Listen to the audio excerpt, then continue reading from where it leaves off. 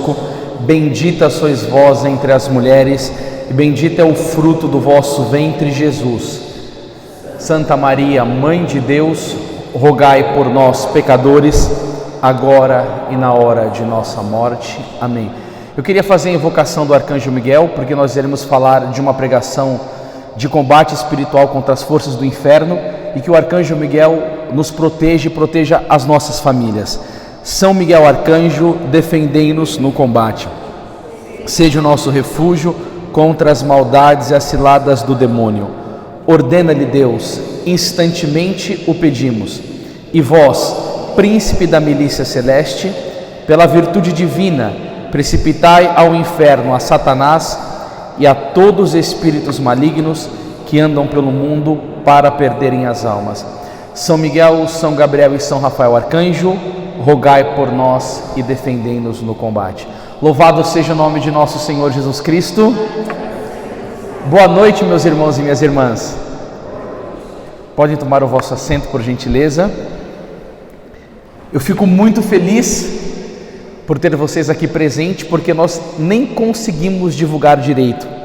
Eu pensei que nós teríamos mais ou menos 4, 5 pessoas, e o meu coração fica muito feliz, porque o tema de hoje é muito importante, e nós fizemos questão de gravar para disponibilizar tanto no YouTube, como para o pessoal do Instituto que não pôde estar conosco, porque eu acredito que é uma providência muito de Deus poder conversar isso com vocês. Eu não sei se vocês já escutaram um relato do Papa João Paulo II, grande santo e defensor da família, que chamou um cardeal da Santa Igreja chamado Cafarra para cuidar do Instituto Pontifício para as Famílias. E diante desse dever enorme, o cardeal Cafarra escreveu uma carta para a irmã Lúcia do Coração Imaculado de Maria, que foi a vidente que teve a missão de Nossa Senhora de estabelecer no mundo a devoção ao Coração Imaculado. E ela era uma freira carmelita, uma mulher de uma intensa e profunda vida de oração. E o cardeal Cafarra, depois de ter chamado pelo Papa João Paulo II, diante de um dever tão grande, ele escreve uma carta para a irmã Lúcia, suplicando as suas orações. Só que o cardeal, ele nem imaginava que ele iria receber uma resposta. E a resposta foi breve, mas de um significado muito sério. A carta que chega para ele estava escrita: a última batalha será entre Satanás e a família. Eu não sei se vocês sabem, mas esse Instituto Pontifício das Famílias, ele foi destruído. Nem dentro da própria igreja subsistiu um instituto para ajudar e contribuir para a santificação das famílias, de tão grande que está a luta contra as forças do inferno para com esta instituição tão maravilhosa. Só que, irmãos, Nossa Senhora já vem nos avisando há muitos anos sobre esta luta tenebrosa que as famílias irão enfrentar. Uma das aparições que Nossa Senhora mais denunciou as trevas é uma aparição do Bom Sucesso, no Quito, no Equador, para uma freira chamada Madre Mariana de Jesus Torres. E olha o que Nossa Senhora já falava para esta irmã há 4 séculos atrás. Quanto ao sacramento do matrimônio, que simboliza a união de Cristo com sua igreja, ele será atacado e profanado no sentido completo da palavra. A maçonaria, que então estará no poder, decretará leis perversas com o objetivo de acabar com esse sacramento, tornando fácil para qualquer um viver em pecado, encorajando a procriação de filhos ilegítimos nascidos sem as bênçãos da igreja. Hoje em dia é muito comum nós vermos isso, mas na época que Nossa Senhora disse isso era um escândalo. Por quê? Porque havia uma certa moralidade dentro da igreja. E Nossa Senhora deixou muito claro o agente de corrupção disso tudo, que seriam as forças da maçonaria. Veja bem, todo mundo fala de maneira muito concreta sobre a infiltração dentro da igreja por meio dos comunistas, mas a maçonaria tem uma participação enorme nisso. E o jornalista do New York Times dizia: nós somos todas prostitutas intelectuais, nós só falamos o que eles permitem. Então essa corrupção moral das vestimentas, das novelas, das modas, é grandemente patrocinado pela maçonaria, e em qualquer lugar que você vai, você chega numa cidade, está lá a presença deles. Inclusive dentro da igreja, com uma força enorme, até lá no Vaticano, e em tantas igrejas e paróquias, servindo no altar como ministro da Sagrada Eucaristia e comungando o corpo do Senhor em sacrilégio, e produzindo um reavivamento satânico na face da terra, com a grande finalidade da destruição das famílias. E a Nossa Senhora continua: os efeitos da educação secular aumentará, o que será uma razão para a falta de vocações sacerdotais e religiosas. E aí a gente vê, nessa luta contra a família, o crescimento da educação secular tem um propósito: destruir as vocações sacerdotais. E aí o Vinícius se encantou com a devoção do Sagrado Coração de Jesus, o professor do Instituto Regina Coeli, e o padre que foi responsável pela intronização do coração de Jesus nas famílias, que é o maior apóstolo disso, chama Padre Matteo Crowley Bovei.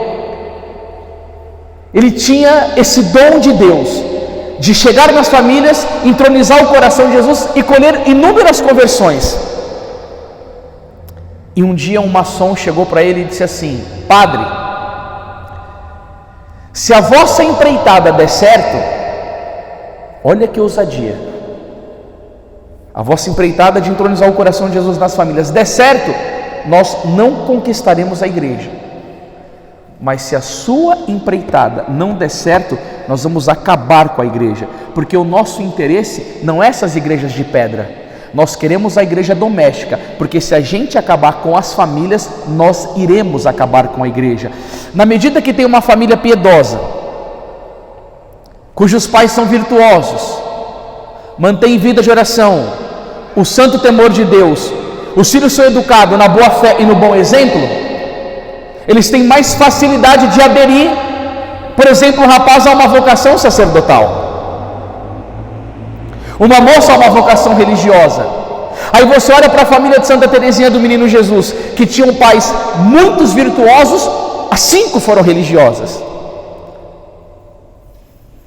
Mas aí quando você acaba com a família, você não tem oração dentro de casa, você não tem prática de virtudes, os filhos não veem uma reciprocidade de amor genuíno entre os pais, como que eles vão despertar para querer amar a Deus e servir no sacerdócio? Então você arrebenta com a família, você diminui vocações sacerdotais, e aí vai dar um monte de problema interno dentro da igreja, que nós vamos falar da corrupção dos sacerdotes, aonde isso pega.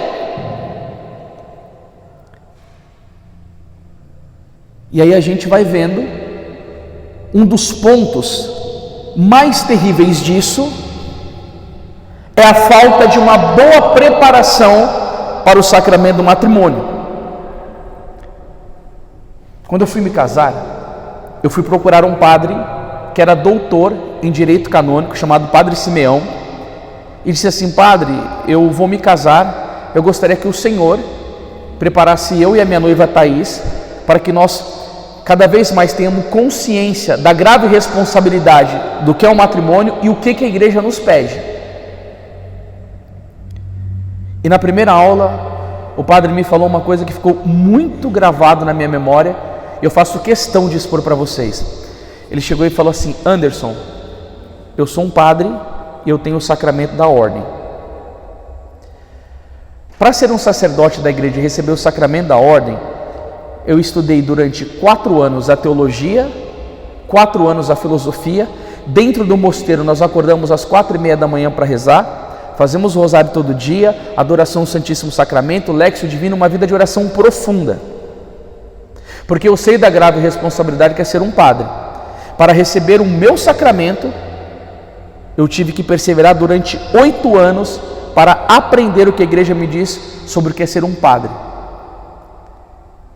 E vocês, leigos, vão receber um sacramento, que é o sacramento do matrimônio, de fundamental importância também.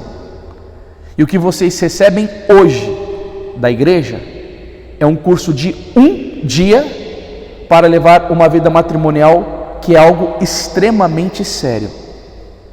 Agora veja bem, eu fiz uma live com uma juíza do Tribunal Eclesiástico de São Paulo. E sabe o que ela falou na live ao vivo?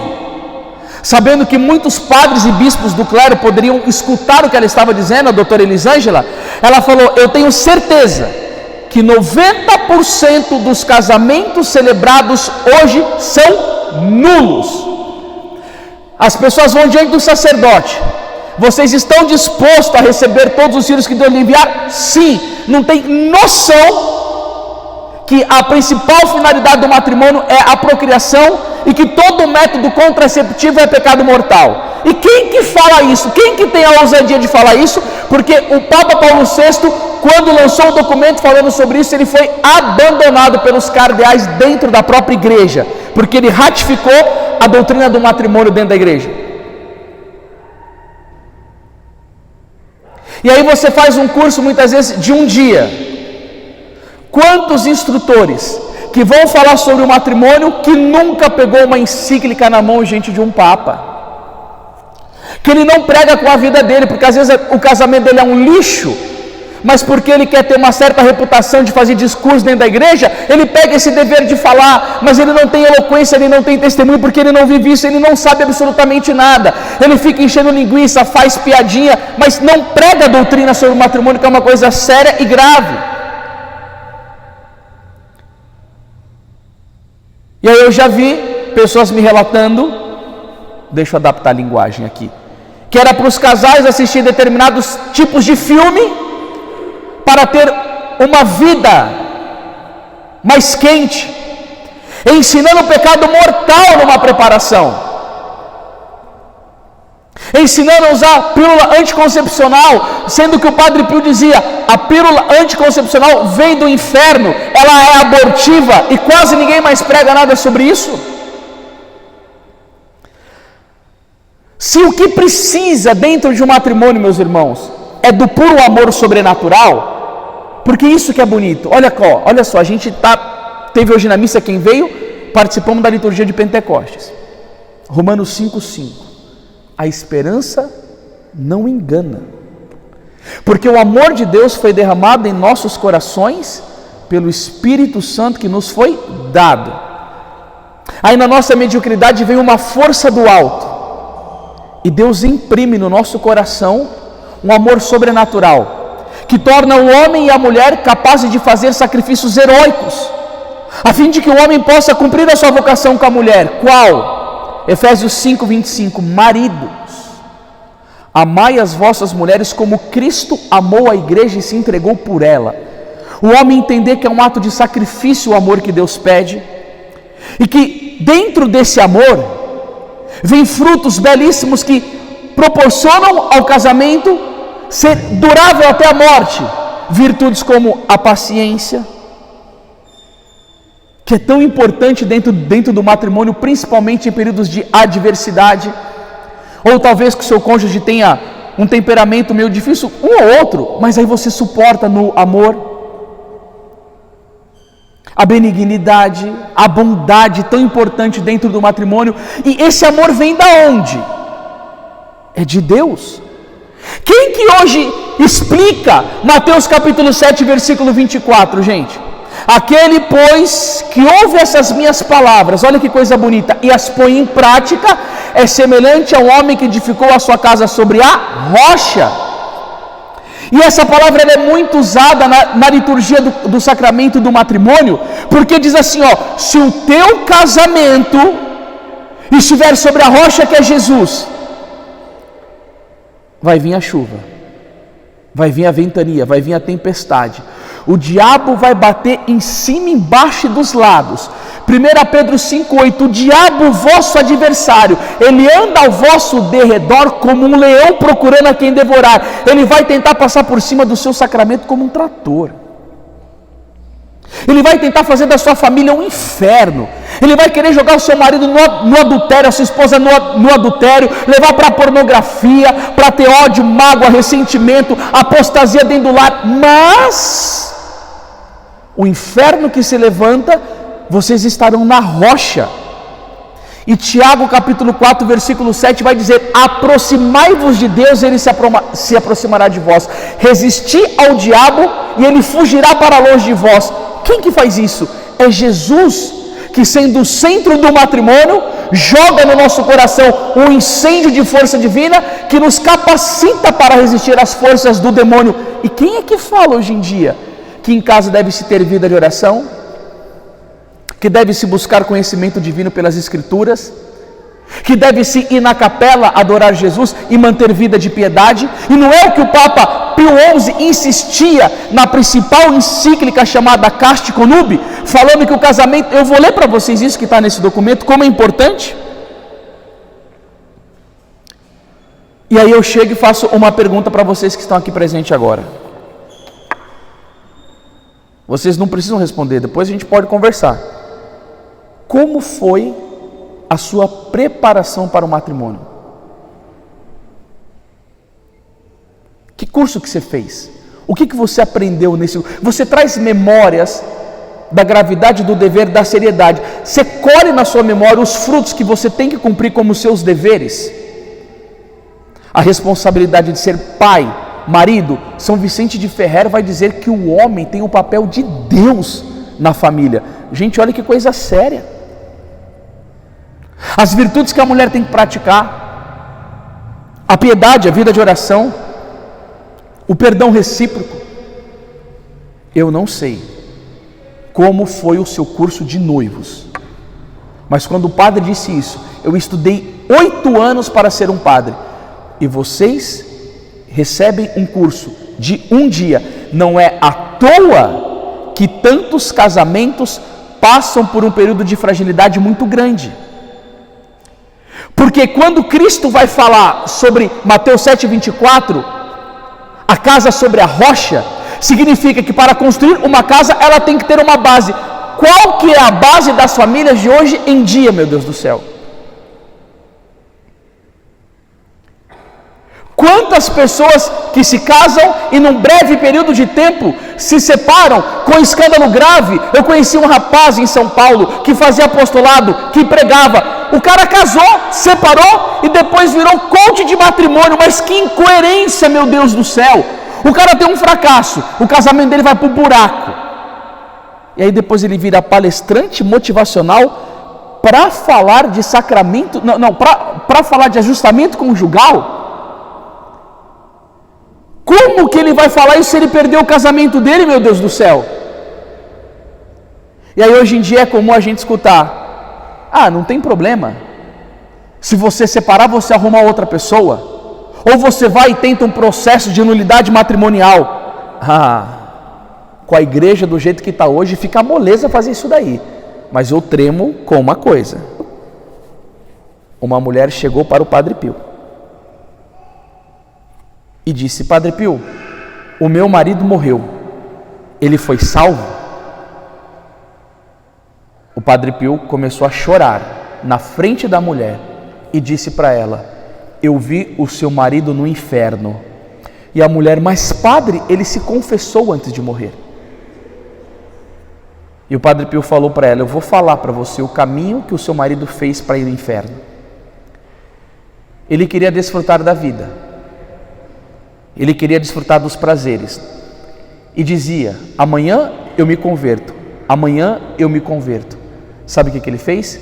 Ele zombou da graça divina. Ele achava que era no estalo de dedo, que ele decidia que ele iria amar a Deus e que ele iria ter uma vida piedosa e reta. Lê do engano. A leitura de hoje diz que se não for a ação do Espírito Santo, nem dizer Jesus Cristo é o Senhor, nós conseguimos. Santo Agostinho dizia, meus irmãos, eu tenho medo da graça que passa e que não volta. E ele ficou protelando o dia da conversão. Sabe o que aconteceu? O coração dele ficou endurecido. E a mulher objetou, mas ele confessou. Ele falou, seu marido negou pecados na confissão. E o Padre Pio disse para ela, pecado confessado é pecado absolvido, pecado retido não é absolvido. Deus viu que ele mentiu. E o Padre Pio disse para a mulher, porque eles estavam separados. E ainda disse para ela, de Deus não se zomba, de Deus não se brinca. Gálatas 6,7. O caminho do divórcio é o caminho do inferno. E sabe qual que é o grande problema? Pessoas querem ter uma vida do sacramento abençoada, cheio de frutos, e são medíocres na vida de oração. Capela do Santíssimo sempre vazia, não reza dentro de casa, só tem uma meta na vida pessoal: ganhar dinheiro. Só se importa com o trabalho, só se importa com empreender. Os filhos são mal educados, o casamento é ruim, não tem mais vida íntima, o demônio arregaçando com tudo. Ah, mas por que isso está acontecendo na minha vida? Ah, mas por que é isso? Responsabilidade individual de cada um de corresponder às graças da sua vocação. É muita desgraça que tem acontecido dentro da própria igreja relacionados ao sacramento do matrimônio.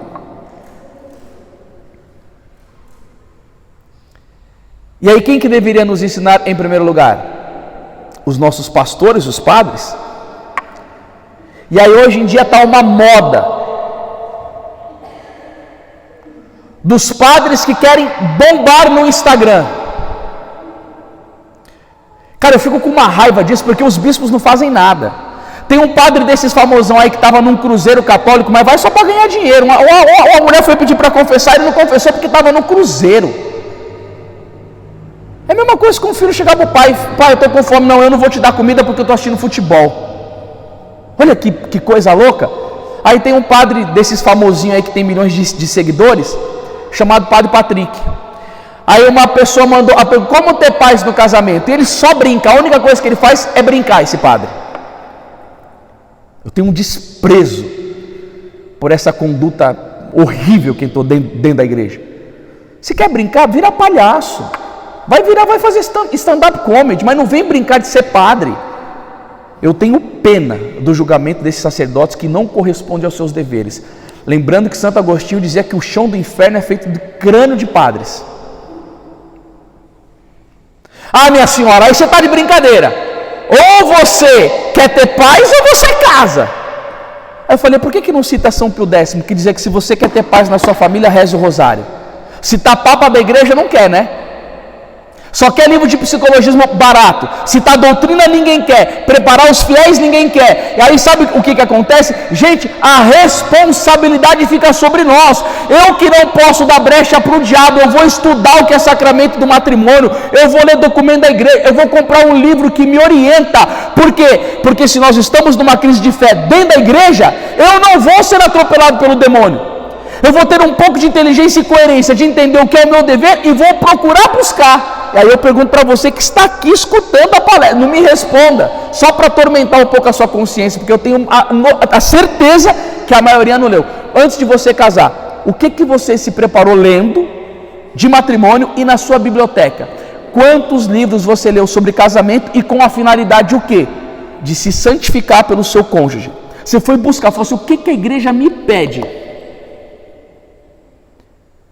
Eu não quero que você responda. Agora, quanto tempo você fica no celular? Se eu pegar o último mês do que você ficou no Facebook, no YouTube, no Instagram, no WhatsApp, nessas mídias sociais. Aí eu falo para vocês, gente, não brinca.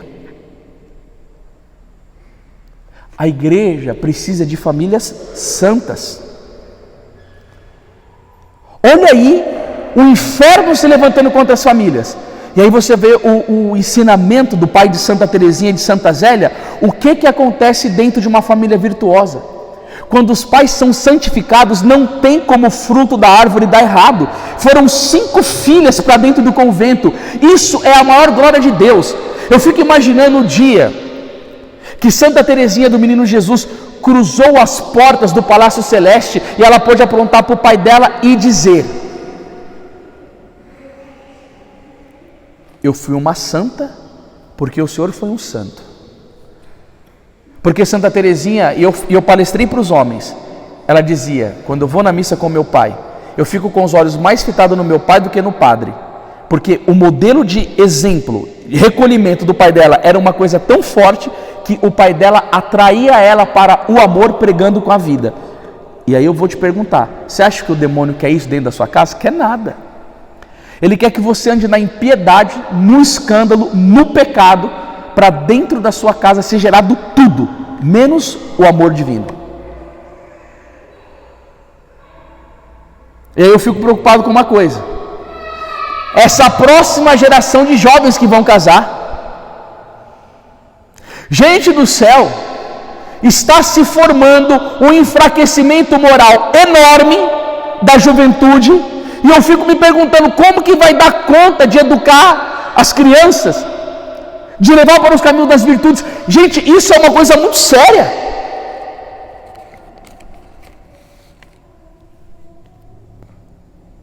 E aí a gente tem que entender que o segredo de uma família que deu certo, como o de São Luís e Santa Zélia, foi a questão do amor. Deus é amor, 1 João 4,8, e nós temos que estar grudado em Deus, e você só consegue isso por uma vida de oração. Quando você ama uma pessoa, você quer estar unido com ela. Eu lembro de uma formação que o Vinícius deu, em particular para mim. Ele explicava, quando ele me dava aula de política, ligava lá o WhatsApp, ele ficava me dando aula. Ele falou: amar é união, é querer estar com a pessoa amada. E aí Santo Tomás de Aquino vai nos dizer: família, nós nos transformamos naquilo que amamos. E aí quando você vê famílias derrotadíssimas, com crise conjugal para tudo quanto é canto, querendo separar, sem fruto nenhum, a pessoa ela está tão cega que ela não entende que ela abandonou a Deus. E Santo Agostinho dizia: quanto mais o homem se afasta de Deus, mais ele se aproxima do seu nada. E aí você pode até pegar pessoas com temperamento difícil. Tem até uma questão que é muito engraçada, sobre uma história que eu li que o Dom Tihamertot fala num livro dele, que tinha um homem que era, como que chama, cara? Aquele cara que guia o navio, como que é o nome? Capitão? O capitão do navio. Ele era um cara muito irascível, muito bravo, só que ele ia na missa todo dia. E aí o cara chegou e falou assim para ele: nossa, capitão, mas você vai na missa todo dia e é bravo desse jeito? Ele falou: se eu não fosse, eu te jogava no mar. Dizendo que a Eucaristia ajudava ele a ser menos irascível. E como que Jesus ajudava ele na Eucaristia a controlar o temperamento dele. Como que a graça de Deus nos torna melhores. E aí 2 Coríntios 5,17 vai dizer que todo aquele que está em Cristo é uma nova criatura. Se você está com o seu cônjuge do seu lado, fala assim: e aí, maridão, está rezando, abençoado? Chega para sua esposa e fala assim: e aí, mulher, está rezando? Só que aí vocês não podem se esquecer, hein? Mateus 7,20. É pelos seus frutos que os conhecereis. E aí tem uma passagem que me incomoda, hein? Mateus capítulo 3, versículo 10. Toda árvore que não produzir fruto vai ser cortada e lançada no fogo. São João Batista foi claro: quem não produzir fruto vai para o fogo do inferno. Olha a pessoa linda que está do seu lado e fala assim: você não nasceu para ir para o inferno, você nasceu para ir para o céu. Fala aí, fala para sua esposa, fala que ela nasceu para o céu. Vocês nasceram para o céu, amados. Mas não brinca não. É sério, gente. As famílias estão sendo debulhadas. E olha aqui o que um dos maiores padres que escreveu sobre o matrimônio chama Monsenhor Álvaro Negromonte. Ele vai dizer aqui, ó: os erros difundem-se, criam uma mentalidade de vício e dissolução.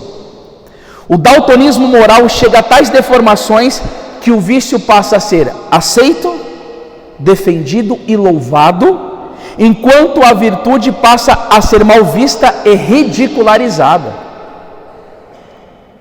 e os homens vão cedendo pressão da propaganda. Relaxa-se a resistência moral, condescendem os tribunais, modelando-se novas leis à feição das capitulações. A sociedade inteira se acomoda. Gente, parece que é brincadeira o que eu vou falar, né? Mas dentro da igreja tem grupos de apostolado, de pregação, de pessoas que vivem uma moral muito diferente daquilo que a igreja ensina de um homem e de uma mulher. Aí você vê lá uma menina dando formação e ela chama a namorada dela. Aí você vê um rapaz lá dando a formação, ele chama o namorado dele. Dentro da igreja católica, há apostolado de homossexuais querendo pregar o evangelho. E o padre permite. E o bispo da diocese permite, dizendo que é uma nova forma de amor. Aí dentro da igreja católica tem um apostolado chamado Courage, que são homossexuais, que querem viver as virtudes, estão dentro desse apostolado para rezar, para se santificar e para viver a sua vida casta. Mas dentro da igreja, os baderneiros, como teve um músico católico, que dizia que era casado há 5 anos com homem, fazia show para tudo quanto é canto, e aí uma pessoa perguntou para ele se ele comungava, ele usou o Santo Tomás de Aquino para dizer que comungava em sacrilégio. E aí quando eu vi a postagem dele, eu fui atrás para ver quem curtiu a postagem dele. Se não tivesse gravando, eu ia te falar todo mundo aqui agora, mas eu não vou falar porque eu não quero tomar processo ainda. Padres, diáconos, membros de nova comunidade que é grande, que tem muitos seguidores. O relativismo moral está imperando. Esse bando de frouxo, de covarde adentrou os muros da igreja. Cospem na cruz de Cristo, pisoteiam a santa lei de Deus, não querem compromisso para lutar contra nada, relativizaram toda a lei santa de Deus e adotaram a nova família da nova ordem mundial sem nenhum escrúpulo de consciência. Está aí, ó. Em vez de obedecer à lei de Deus, obedecem os princípios do inferno, seguem as leis da maçonaria. E ai de quem falar que isso é errado, porque recentemente um padre fez uma homilia e falou relacionado ao pecado da homossexualidade. Aí o ator que era ator de uma novela bíblica, acho que lá na Record, denunciou o padre falando que ele fez discurso de ódio, mas ele teve que apagar o vídeo dele, porque o padre, ele não sabe, porque é um cretino, tem direito de cátedra, dentro da igreja ele pode falar dentro da igreja, mas não pode mais pregar a família bíblica, porque até a santa da Xuxa Meneghel diz que a gente tem que reescrever a Bíblia. Quem que é essa? Quem que é você, Xuxa? Sua mera mortal comedora de arroz e feijão, querer dizer para Deus mudar a Bíblia? Quem é? Por quê? Porque querem viver no pecado, porque odeia a família, porque deveria fazer reparação a vida inteira por um tal filme que fez com um adolescente, e ainda fica pagando de católica, de católico.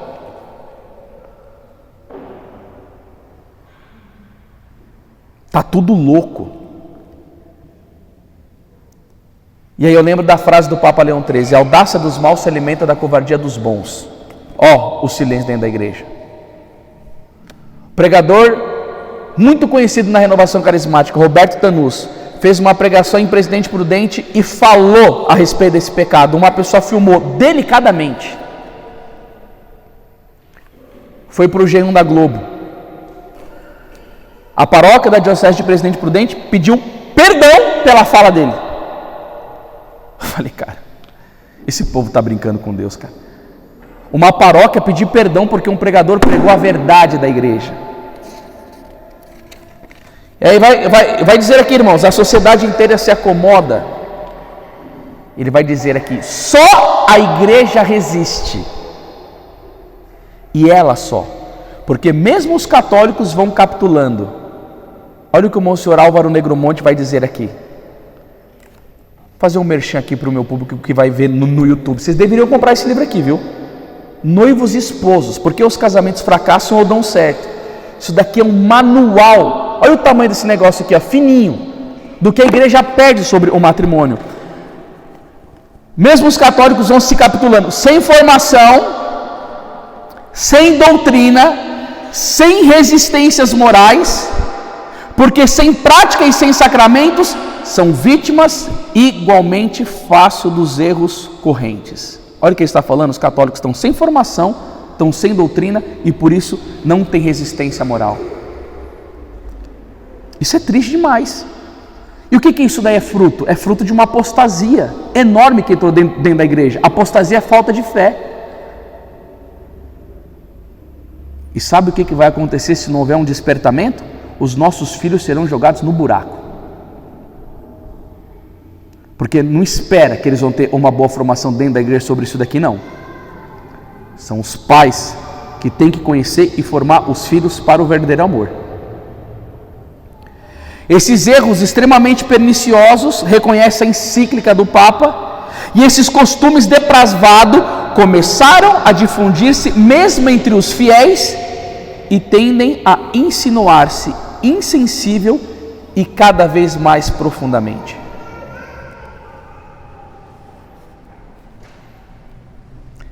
E aí como que vem a questão da restauração? Para isso aponta a encíclica meios acessórios que são os caminhos que conduzem ao objetivo visado. É necessário domar os ímpetos das paixões. Mas para isso é necessário uma piedade profunda que informe toda a vida, pois são insuficientes para a reforma dos costumes os meios naturais e científicos. Gente, eu vejo uma conexão com Deus profundo nisso. Por quê? Eu estou fazendo uma série de vídeos de todo dia falando dos dons do Espírito Santo. E a gente está lançando esse mês um kit da devoção à Nossa Senhora das Lágrimas. São 4 livros. E o que eu estou trabalhando é o livro do Espírito Santo, onde a Nossa Senhora ditava para uma Amália sobre os dons. E hoje era sobre o dom da piedade. E o que Nossa Senhora ensinou sobre o dom da piedade? Que o dom da piedade preserva o homem na busca somente dos sabores da vida espiritual. E a própria Nossa Senhora disse para a irmã Amália: você está buscando as consolações de Deus ou Deus das consolações? E a Nossa Senhora disse para a irmã Amália que o dom da piedade fortalece o homem quando no caminho da vida espiritual ele começa a ficar árduo e não sente vontade de rezar.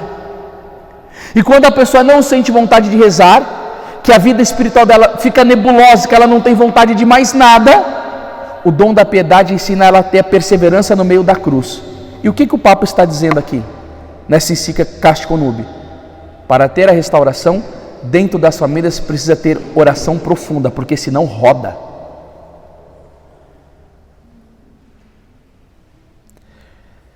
Pois são insuficientes para a reforma dos costumes os meios naturais e científicos.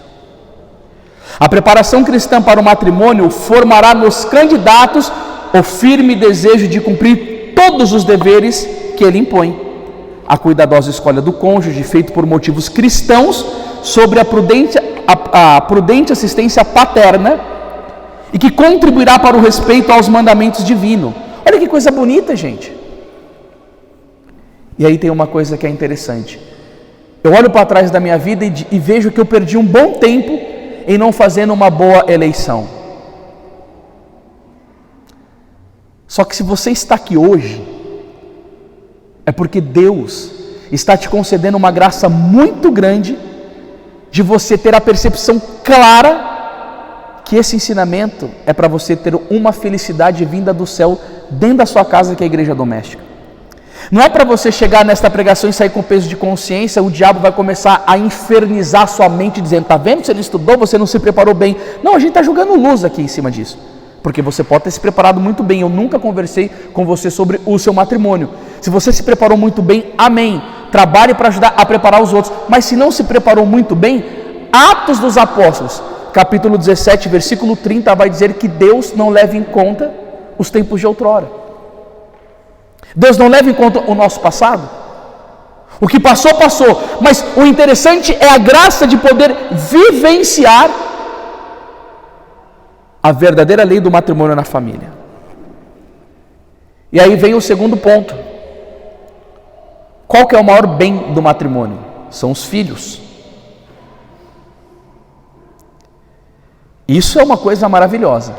O homem e a mulher ser participante junto com Deus, nós somos chamados de co-criadores. Os filhos são o maior tesouro do matrimônio. É uma graça muito grande poder ser pai e poder ser mãe. E aí a gente vê aonde está a guerra contra os nossos filhos. Escuta isso daqui, que coisa mais impressionante, que vai nos dizer um santo da igreja, chamado Santo Antônio Maria Claret.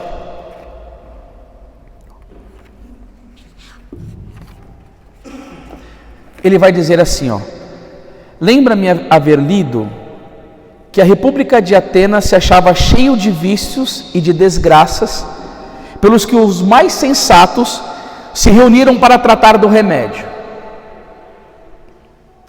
Iam aqueles pais discorrendo sobre o assunto. Um propunha um castigo como meio de arrancar de tantas maldades, outro propunha meios e castigos diferentes, e assim iam todos discorrendo e propondo o que o melhor entendiam, até que um dos mais sisudos, depois de todos terem falado, atirou no meio de uma sala uma maçã podre e disse: que remédio vos parece existir para fazer com que esta maçã podre torne-se outra vez sã, bonita e doce? Difícil a pergunta, como fazer que a maçã podre fique perfeita? Todos se calaram. Então o proponente prosseguiu: pois olhem, arranquem-lhes as sementes que estão em seu âmago, tratem delas, cultivem-nas, e dentro de poucos anos dessa maçã tão podre, nos advirão muitas outras, formosas, doces, sãs e frescas. É verdade, disseram todos reunidos no congresso. Pois se é verdade, acrescentou, empreguemos todos os nossos cuidados na criação dos filhos, que dentre em poucos anos teremos reformado toda a República. Santo Antônio Maria Claret pega esse testemunho e diz: olha, aqui está tudo cheio de vício, não tem outro meio. Ou você educa os seus filhos na virtude, aí a coisa vai acontecer, ela vai ser restaurada. Vocês concordam com isso daqui que Santo Antônio Maria Claret está dizendo, sim ou não? Ninguém quer me responder, né? Vocês vão vir conversar comigo, aí eu vou dar bronca, não sei, eu vou falar na minha pregação, você fica tudo com cara de sério. Vocês concordam com isso que ele falou, sim ou não? Eu concordo completamente, gente.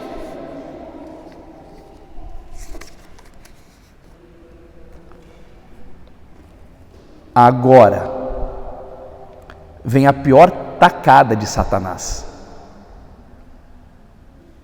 Eu odeio o diabo, esse sujo. Porque Santo Antônio falou, educa seu filho. Aí sabe o que vai acontecer? Você está lá na sua casa, dando bom exemplo, carinho, afeto, amor, disciplina, cuidado. Aí sabe o que você faz? Você coloca o seu filho lá na escola. Aí a professora vai colocar uma camisinha na banana do aluno. Aparece em televisão. Aí a professora vai mandar nudes para o aluno e vão empestear a sala de doutrina comunista. Marx, vão ensinar ideologia de gênero, vai querer banheiro misto. Nos Estados Unidos, ensinando satanismo para as crianças. Aí John Rockefeller está conversando com um cineasta chamado Aaron Russ e perguntou para ele: Aaron, o que você achou da liberação das mulheres? Delas irem para o mercado de trabalho? Eu achei ótimo. John Rockefeller começa a dar risada na cara dele e disse: por que você está rindo? E John Rockefeller diz: fomos nós que criamos isso. Ele falou: por quê? Porque enquanto as mulheres vão para o mercado de trabalho, a gente pega os filhos dela tudo na escola, doutrina todo de acordo com a nossa agenda. Aí eu estava lendo um livro do professor Felipe Aquino há um tempo atrás, que um pai manda uma carta para ele, desolado: criei meus filhos na igreja, missa, a família maravilhosa, foi para a escola, um ambiente universitário, virou um ateu, é um comunista hoje. E agora? Você educa bem o seu filho, você ama ele, você trabalha para gerar conforto na sua família, paga convênio, alimenta, leva para a igreja, reza o texto dentro de casa. Aí ele vai lá, na escola. Aí sabe o que a Bíblia vai dizer? 1 Coríntios 15:33. Não vos enganeis, as más companhias corrompem os bons costumes. Aí você vê Santo Tomás de Aquino dizendo: nós tomamos os hábitos de quem convivemos. Eu tenho 40 anos de idade, eu faço apostolado há 20. Eu vi isso acontecendo com inúmeros pregadores. Você sabe o que é o cara pregar pelo Brasil e pelo mundo e ver a sua filha falando sobre gênero, aprovando gênero, cheio de tatuagem, piercing na cara, cabelo roxo, amarelo, verde, numa mentalidade totalmente contrária da igreja? Aí você fala assim: aonde que eu errei? Uma das situações mais tristes que eu vi na minha vida, eu fui fazer uma pregação sobre família num lugar, e falei de um caso que eu conheci, que o filho de um pregador foi por um caminho de imoralidade terrível, e o filho do cara morreu assassinado. Eu falava: imagina a dor do pai, de olhar, pai pregador da palavra de Deus, olhar o seu filho baleado no caixão, ainda morreu no pecado mortal.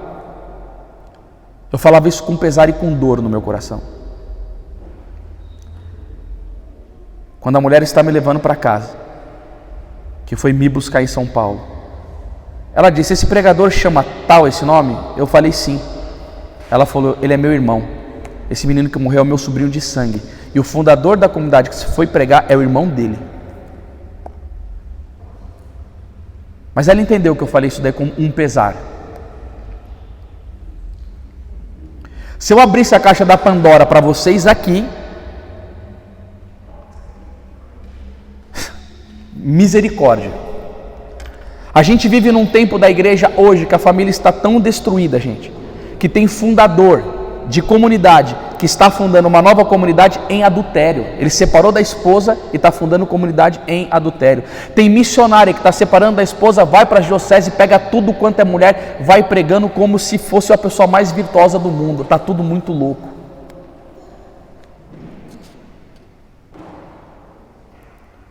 E aí os pais que são mais responsáveis mandam os filhos para a escola. E o que as escolas de hoje são hoje em dia? O centro de formação dos futuros apóstolos de Satanás. São os que trarão o reavivamento satânico para a face da terra. Eles são formados para isso. E olha o recado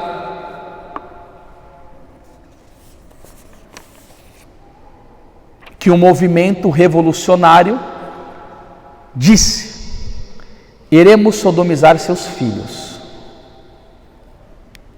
Cara, eu fico com ódio quando eu leio isso daqui. Ira santa. Emblemas de sua frágil masculinidade, de seus sonhos superficiais e mentiras vulgares. Vamos seduzi-los em suas escolas, nos seus dormitórios, nos seus ginásios esportivos, nos seus vestuários, nas suas quadras de esportes, nos seus seminários, nos seus grupos de jovens, nos banheiros dos seus cinemas, nas casernas das Forças Armadas, nas paradas de caminhoneiros, em todos os clubes masculinos, nas câmeras do Congresso, onde quer que haja homens junto com homens, seus filhos se tornarão nossos subordinados e farão o que mandarmos. Eles serão recriados à nossa imagem, eles irão nos desejar, nos adorar. A família como terreno de unidade reprodutora de mentiras, traições, mediocridades, hipocrisias e violências será abolida. A unidade familiar, a qual apenas amortece a imaginação e marginaliza o livre-arbítrio, deverá ser eliminada. Meninos perfeitos serão concebidos e criados geneticamente em laboratórios. Eles se unirão em uma configuração comum sob o controle e a educação dos sábios homossexuais. Todas as igrejas que nos condenam serão fechadas. Nossos deuses serão formosos meninos. Nós aderimos a um culto de beleza moral e estético. Tudo que é feio, vulgar e banal será aniquilado. Já que somos alienados das convenções heterossexuais de classe média, nós somos livres para viver nossas vidas de acordo com o que dita a pura imaginação. Para nós, o demais não é suficiente. Eu posso mandar lá no grupo esse artigo todo, porque aí tem uns nomes que eu não quis falar aqui, porque você vai ter isso daí. Recentemente apareceu no YouTube uma advogada esquerdista comunistaça fazendo uma live com 3 pessoas. E o que ela disse? Eu já fui evangélica durante anos, ela dizendo. 30 anos eu vivi no evangelho. Hoje eu sou candomblessista, ela disse. E o que nós temos que fazer? Nós temos que se filtrar nas igrejas. Qualquer culto, ela está falando do meio protestante, que você vai, eles estão querendo uma tia e um tio para cuidar das crianças enquanto está acontecendo o culto. E é ali que a gente faz uma infiltração e pega as crianças. Isso daí foi gravado. Quem viu isso daqui? A gente entra lá e começa a pregar, olha Jesus com os pobres, e papapá, a mulher falando abertamente de uma infiltração dentro das igrejas, para tornar as crianças comunistas, com degradação moral, com todo tipo de prática abominável, ou seja, Satanás quer os seus filhos. E aí eu conversava com o padre exorcista, e quando o padre exorcista viu aquele negócio do satanismo nos Estados Unidos, ele falou: a providência de Deus permitiu que o diabo desse um recado. As famílias já são minhas, os jovens já são meus, agora nós queremos arrebentar com as vossas crianças.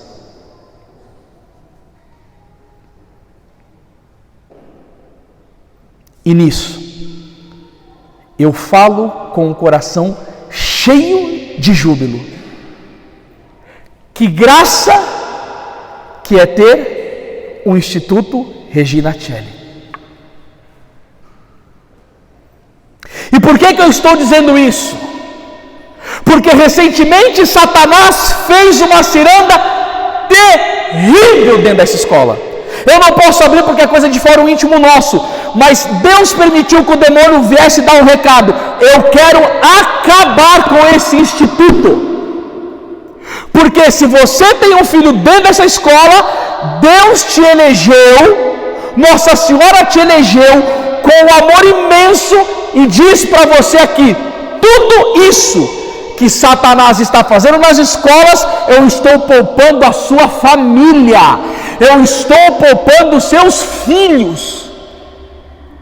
Vocês estão numa escola que as crianças aprendem a se confessar, que tem missa de véu, que comunga de joelho, que aprende português, matemática, mas que aprende oração, que aprende virtudes, que aprende devoção a Nossa Senhora, que aprende devoção ao Sagrado Coração de Jesus. Vocês devem ter a noção que uma das razões pelo qual você deverá adorar a Deus por toda a eternidade, de joelhos e com os braços levantados, é porque os seus filhos estão dentro dessa escola. Essa escola é um presente de Nossa Senhora, é a manifestação da misericórdia de Deus nas nossas vidas.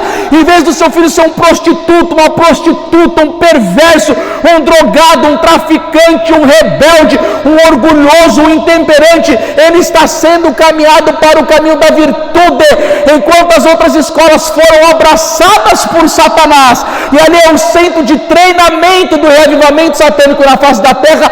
Deus levantou um polo aqui em Jaú para recolher aqueles que foram eleitos pelo coração de Nossa Senhora, para preservá-los do pecado, para que Satanás não os abocanhasse, para que eles fossem trilhados no caminho da porta estreita, para que eles aprendessem o amor a Deus.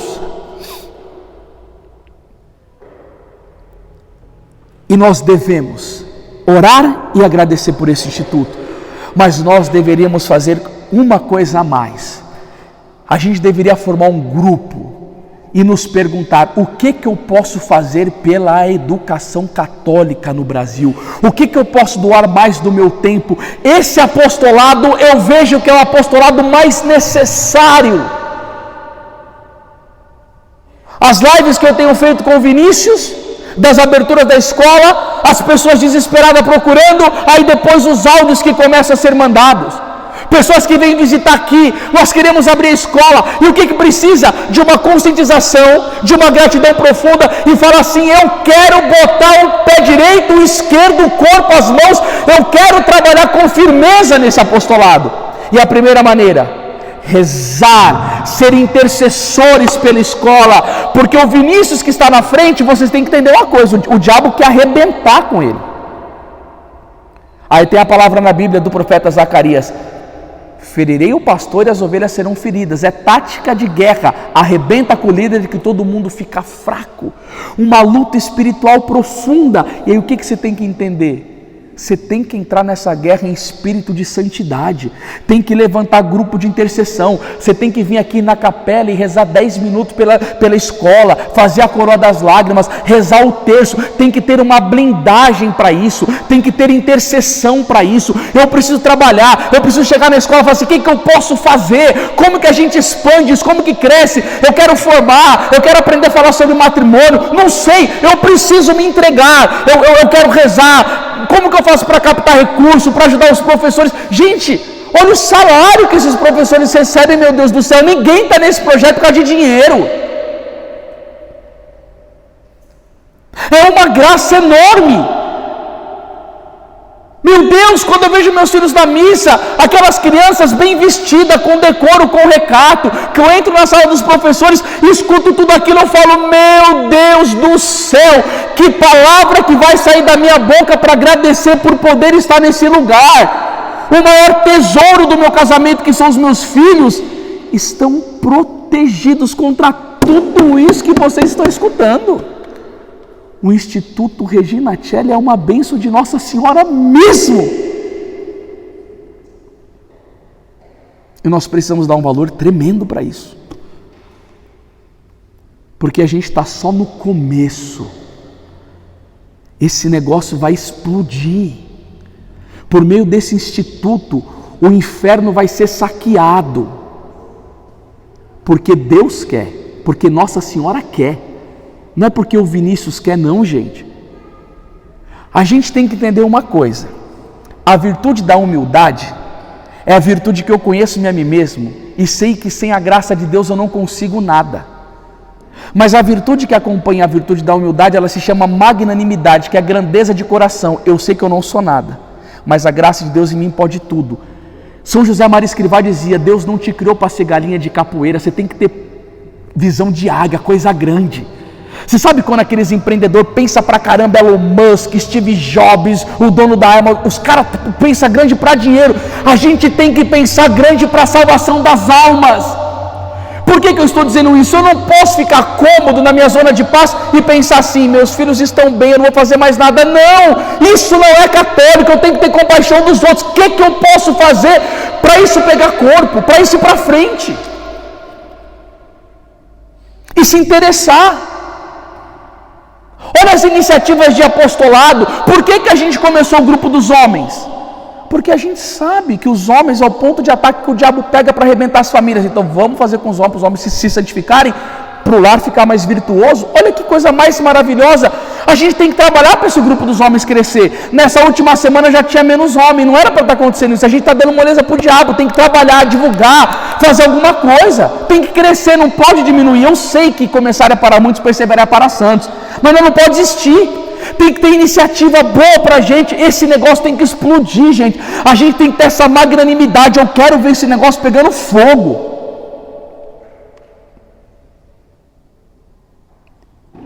Porque, irmãos, esse tipo de apostolado é uma resposta para aquilo que a irmã Lúcia disse para o cardeal Cafarra. A última batalha será entre Satanás e a família, e o meio que ele pegou são as escolas.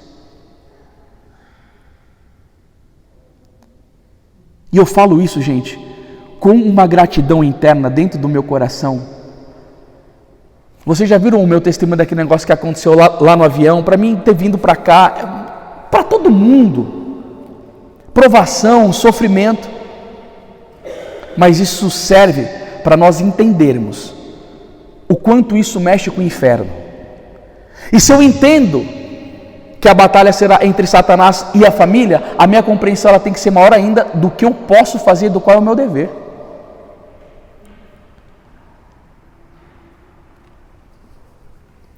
E aí nisso, quanto tempo que eu já estou falando? Fala aí para mim a hora aí, que eu esqueci de pegar o meu relógio. Quanto tempo que eu já estou falando? Porque 1 hora já deu 1 hora?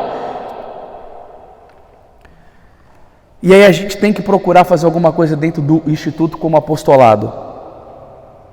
Formação, vida de oração, gente. Isso daí é primordial para nós. Eu estava definindo com o Vinícius os eventos que a gente vai fazer. O Vinícius recebeu uma graça enorme do Sagrado Coração de Jesus. A gente vai fazer o tríduo do Coração de Jesus, 2 dias sobre palestra, mostrando o poder da entronização. Último dia, a gente vai fazer uma procissão com o Coração de Jesus. Tem que vir muita gente, consagrar já ao Coração de Jesus, as famílias. A gente tem que fazer essas coisas. Antigamente, vinha a pandemia, os padres faziam a procissão, ia para a rua manifestar para público. Está todo mundo com medo hoje, gente. Tem que ser católico, fazer essas coisas para dar testemunho público, para glorificar a Deus. Entendeu? Pensar numa construção, numa sede maior, capela. Já ficar de olho pensando na universidade. Não tem que ter a faculdade aqui, porque aí o meu filho sai daqui e vai para a faculdade. Não, tem que ter a faculdade nossa também. E eu vou falar para você, as coisas estão caminhando legal aí, viu? Tá acontecendo uns bagulho aí, bom, hein? Pode sorrir que Nossa Senhora não vai deixar a gente não, gente. E é tudo graça dela.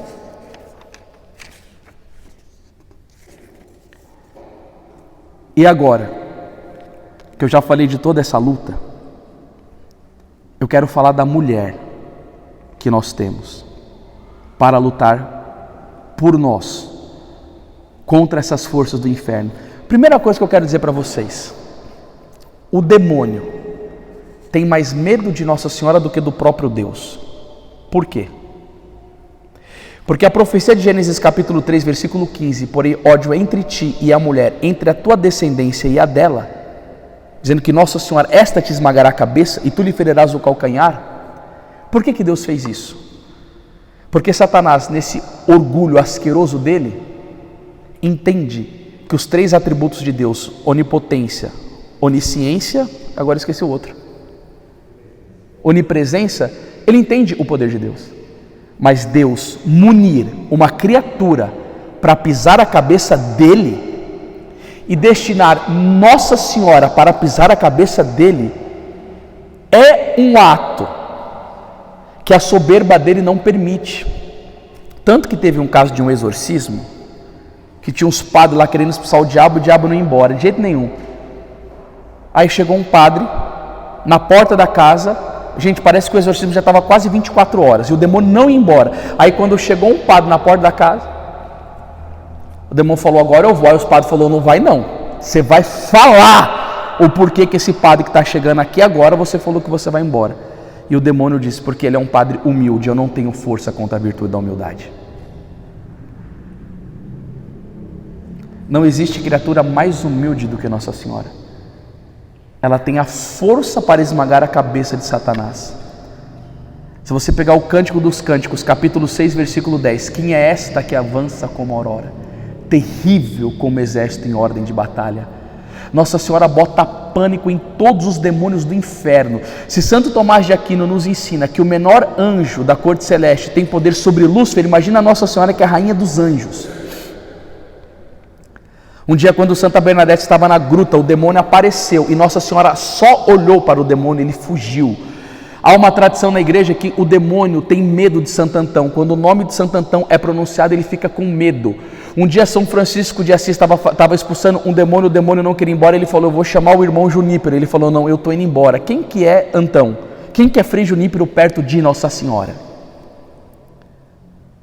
E claro que foi uma inspiração colocar o nome do Instituto como Rainha dos Céus, porque aonde Nossa Senhora não estiver, o demônio atropela a gente. Tem um grupo de oração lá em São Paulo que tinha mais de 1000 pessoas. Os coordenadores tiraram o terço do início do grupo de oração e o grupo de oração acabou. E tem uma senhora lá em São Paulo chamada Dona Gabriela, mais de 90 anos. Quando o padre Rufus, exorcista, vinha para o Brasil, os casos que ele não conseguia, falou: chama a Dona Gabriela. Eu nunca vi uma mulher com tanto poder para expulsar o diabo como aquela mulher. E ela reza 3 rosários por dia e tem dom de revelação mesmo. Aquela mulher é séria, o ministério dela. Ela falou: o grupo de oração acabou porque vocês tiraram um terço de Nossa Senhora. E Deus permitiu para vocês ver o que acontece quando tira Nossa Senhora da parada. O nome da escola, Regina Celli. A proteção de Nossa Senhora está sobre o Instituto, porque se não tiver sobre ela, o demônio engole. Há uma profecia do triunfo do coração imaculado de Maria. E qual que é a grande sacada para você entender tudo isso? É que quando fala na profecia que Nossa Senhora vai esmagar a cabeça de Satanás, ele fala do calcanhar. Quem que é o calcanhar de Nossa Senhora? Responde para mim aí, abençoado. Eu sei que Nossa Senhora era silenciosa, mas você pode falar. Quem é o calcanhar de Nossa Senhora? Somos nós. No Tratado da Verdadeira Devoção explica isso. Agora, por que nós precisamos tanto de Nossa Senhora? O demônio olhou um dia para São Domingos de Gusmão e disse: você é o homem mais odiado da face da terra, porque, escuta isso, você é o homem mais odiado da face da terra, porque você nos arranca almas com a pregação sobre o Santo Rosário. E como que São Domingos de Gusmão veio para a terra? O beato Jacopo Varazzi diz que teve uma visão em que Jesus estava com a seta da ira de Deus na mão, Jesus, para destruir o mundo. E que Nossa Senhora olha para Jesus e fala: filho, o que vais fazer? E que, segundo a visão do beato, Nossa Senhora escuta do filho: mãe, só de escutar a tua voz o meu coração fica acalentado. E Jesus disse que iria destruir o mundo por causa de 3 pecados: a luxúria, o orgulho e a avareza. E Nossa Senhora diz o quê? Filho, não faça isso. Eu vou levantar 2 homens na face da terra que vão regenerar o mundo, que vão mudar o mundo. Quem são esses 2 homens? São Francisco de Assis, que restaurou a igreja pela pobreza. E Jesus disse para Santa Margarida Maria Lacoque: Francisco foi o homem mais perto do meu coração. E o outro, São Domingos de Gusmão, que restaurou a igreja pela ciência. E o que eu quero dizer para vocês? O demônio tem desespero de Nossa Senhora, porque o bem-aventurado José Alamano diz que não tem como ter vida de santidade sem união profunda com Nossa Senhora. E nisso que consiste essa proteção de Nossa Senhora sobre as famílias. Por quê? Porque quem for verdadeiramente devoto de Nossa Senhora logrará a santidade. E só os santos podem lutar com êxito e ver a vitória da família acontecendo. Quem não for santo não faz nada. Ele pode ter um discurso bonito, Mas São João da Cruz dizia: o demônio tem medo da alma unida a Deus como do próprio Deus. Estamos no final do mês de maio, indo para o mês do Sagrado Coração de Jesus. E eu quero encerrar esta pregação com uma das coisas mais bonitas que eu já vi dos santos na igreja. Eu já falei isso daí trocentas vezes e falarei mais trocentas até o final da minha vida.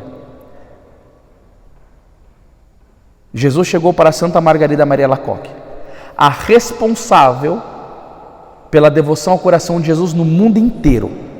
Toda igreja que você entra que tem uma imagem do coração de Jesus tem a interferência da vida de Santa Margarida Maria Alacoque. Primeira coisa que ele falou para ela: eu te escolhi porque você era a criatura mais vil do mundo. Não se sinta surpreso se Deus for te usar para alguma coisa. Escuta o que ele disse para ela: eu te escolhi porque você era a criatura mais vil do mundo. A gente não tem noção do poder de Deus, gente.